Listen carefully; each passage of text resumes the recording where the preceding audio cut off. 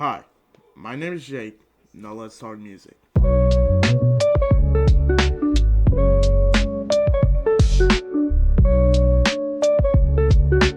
Alright, so today it's Christmas. 7 minutes till midnight. But I wanted to uh continue with like the plans coming up for like the end of December. And today is talking about Auditorium Volume 1. Like there were certain albums that I wanted to do, but I truly hurt myself by putting them off so much. So a lot of these albums I might not get to until February for album reviews, like Samurai, Rich Ass Haitian, like albums like that. Another one, The Thief Next to Jesus.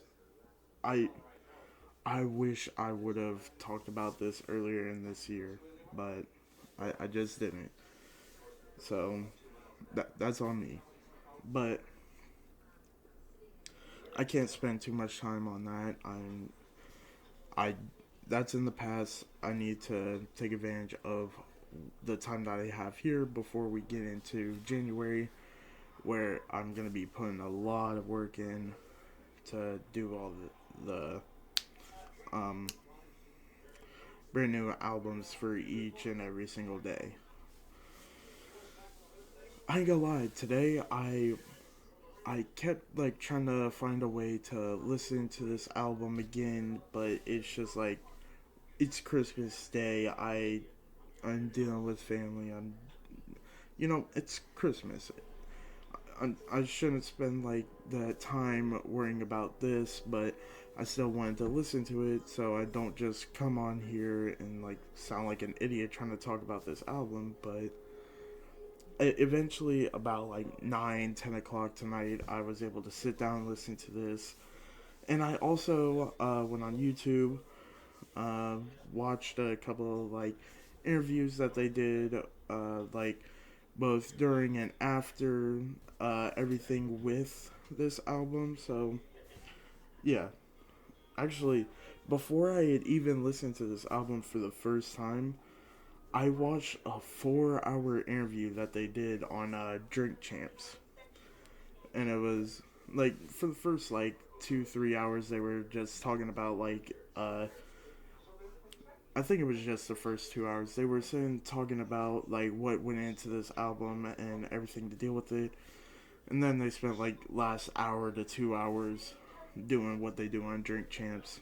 So yeah, I don't know if they have any other collaborations like on singles, but this is their first album that they've made together, and honestly, I'm kind of hopeful for another one in the series since it's the Auditorium Volume One. So that like gives hope for a sequel to this album, and it truly set out what it truly did what it was set out to do, and it was like try and bring back this soulful boom bap type of album in 2024, and that's exactly what it does. It's an amazing uh, boom bap project. I mean, when I think of boom bap, and like nowadays, I think of Griselda. I mean, they do great, but this, I feel like, I would say this is better than a lot of the Griselda albums that came out this year. That's including the two West Side Gun albums, the three Benny the Butcher albums. Um, I think Conway the Machine had maybe two albums this year. I don't remember. Like when I think of Griselda, I think of those three. I also think of Conductor Williams, which he had his album this year, which was pretty good. I talked about it on the channel. I I liked it personally. Well, I liked the production on it. I wasn't a huge fan of the rapping performances on top of the boom bap production. But I've never listened to anything from either of these artists. Like Common, he's been featured on Kanye projects, but other than that, I ain't listening to him. And Pete Rock, I've never heard anything from him before this, and I'm I know Common, his like biggest album, B. I've thought about listening to that. I haven't yet. I might take a listen to it and post an album review for it in the future. I will say it's not something that I'm doing in January. But yeah, uh, let's actually start talking about like the track list within this project. You open up with you open up with the track "Dreamin'," which pretty much it's Common rapping about like these massive figures and like Black history coming to him in his dreams and like speaking to him, like Nelson Mandela, like Martin Luther King Jr., like all these people coming to him and like speaking to him in his dreams. And he like relays these messages that he's been getting from them. And honestly, the production mixed with that is a great way to start out this project. Then you got Chi Town Do It, which samples Kanye song. I'm trying to remember. I think it's All Falls Down. Yeah, All Falls Down. It's sampled here, and Pete Rock does an amazing job with the sample flip and the production of the track. Honestly, to me, when I was listening to this and I heard them like talking in the interviews, and they had a mini documentary thing for the making of this album, it truly seemed like he wasn't like just a producer. It felt like he was a conductor. They even pretty much said like he feels like a conductor because you bring in like certain guitars, you bring in certain drums, you're bringing in certain samples, and also you're like scratching the uh I can't think of it. Scratching. It's like scratching a record, like a DJ would do when they're using a turntable. Is like scratching the record, and you're getting this like all coming in together, and it feels like a composer or even a conductor. Like he's like bringing in all these things, and they marry so well together under his uh production style. It honestly comes together perfectly, and I love that throughout this. Um, I'm gonna skip a couple because there's like a couple that I don't remember everything about. Uh, but I do want to talk about Fortunate. And in one of the interviews and the mini documentary, uh, they were talking about how Pete Rock he he didn't make anything towards the beat at all. He literally just sent the oh wait, no, is it that one? I might be thinking of a different song. Yeah, I'm thinking of a different song.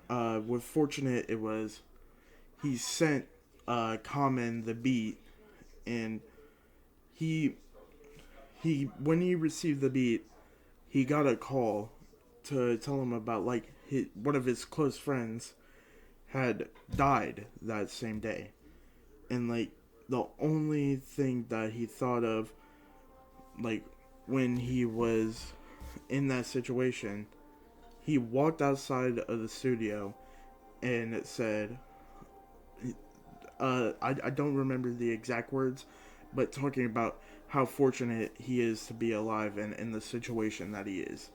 And he wrote off of that. That's like the first line of the song talking about that, and he went from that and wrote the entire song.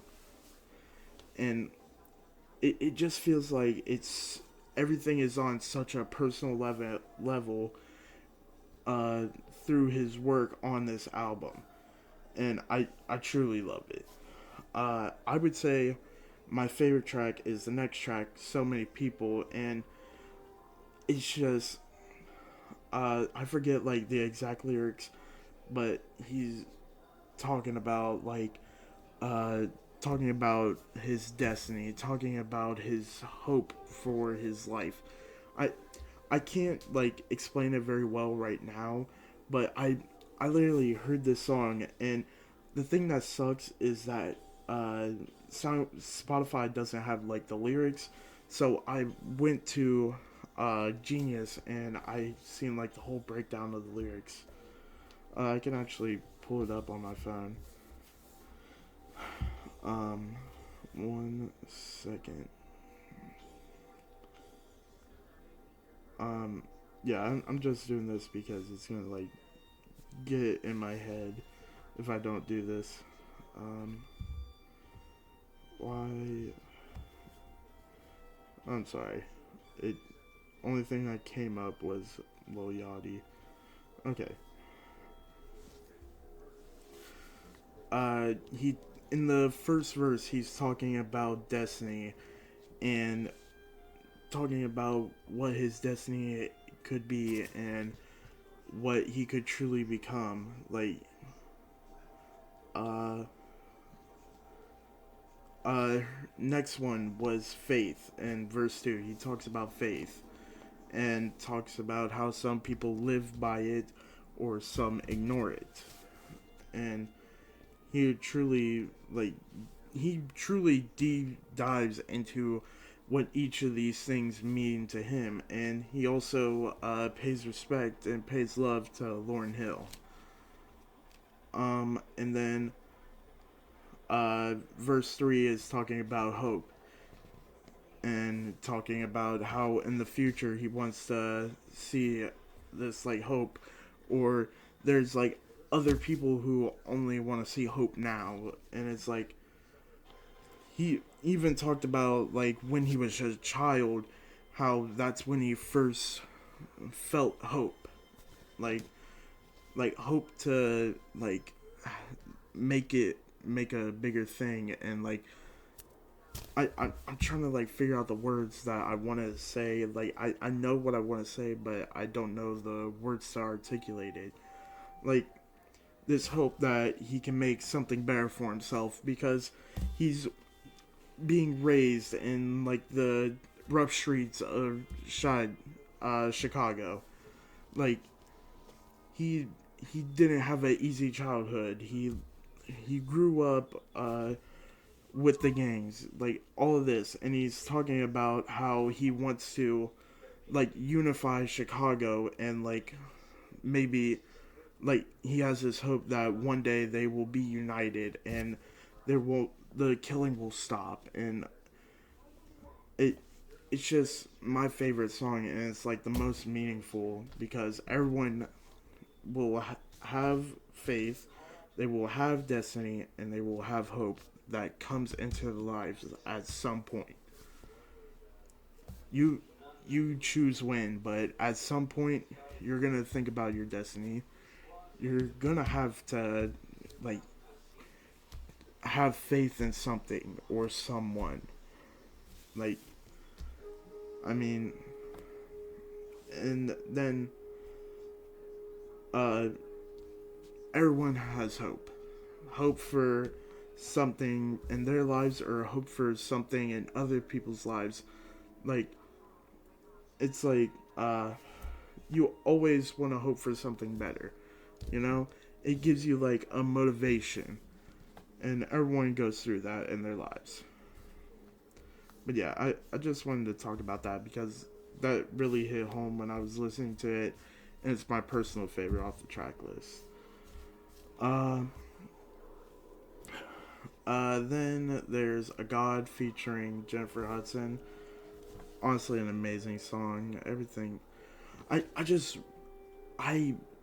Honestly, for a long time, I didn't want to listen to this album when it first got nominated for Rap Album of the Year because I was like, man, this album should have made it. This album should have made it. This album should have made it. Instead of like actually sitting down and giving it a chance. And I'm happy that I did that now because oh my god, it's so good. All right, so I'm gonna skip a few tracks and talk about all kind of ideas, which this was a song that I was talking about earlier, where Pete Rock had made like this. He had found this sample that he wanted to use for this song, but he wanted to send it to Common first. He really thought Common would like it, which Common ended up liking it. They made this song, but like he put no beat to it, just sent the sample, and then he started curating a beat around it, and he actually opens up the song with a verse. Like I I don't know if this is like common with him, but I've I've never actually seen a producer decide, you know what, I'm gonna start rapping on this track list, on this track, and he opens up the song with his own verse, and it truly surprised me. But it's a great verse, and also, um, Common did his thing on the track. Also, like honestly, Common is a really underrated rapper from what I'm hearing. He's all over this album. He puts out one of the best rapping performances from this year. Um, I like When the Sun Shines Again. Everything's so grand. Now and then there's the outro. I really don't have too much to say about the others because I don't 100% remember them off the top of my head. But I know every song on this album is really good. I don't think I had a single problem with this album. I mean, it's 15 songs, a little over an hour, but it doesn't really feel that long when you're singing and listening to it. You're like just in this experience, and it truly encapsulates you, and it doesn't like feel the length that it says. And it's just a truly enjoyable album experience. And I think anyone who's like a big hip hop head should listen to this album. Um, Honestly though, that's all I got really to say for this video. Um, I mean, yeah. Tomorrow, I actually forget what album I'm going to be talking about for tomorrow. Uh, I'm actually trying to sit here and think about it. I can't remember. Could it have been Dark Times? No. I don't. Actually, I can check real quick. Give me 1 second. Alright, so I pulled it up. When I pulled it up, it stopped my video. That's the second time I've had to do it. But whatever. So today I did Auditorium Volume 1. Tomorrow is Blue Lips. 28th Dark Times. 29th I Lay Down My Life For You. And then 30th Top 25 Rap Songs. And then 31st Top 10 Rap Albums. So yeah. So tomorrow I'll talk about Blue Lips, which one of my favorites from this year. You'll see that when I get to the top 10 rap albums of the year. But yeah. Honestly, I might. Never mind. Uh, Never mind anything I was just about to say. But yeah. That's all I got for this video. So until next time. Peace.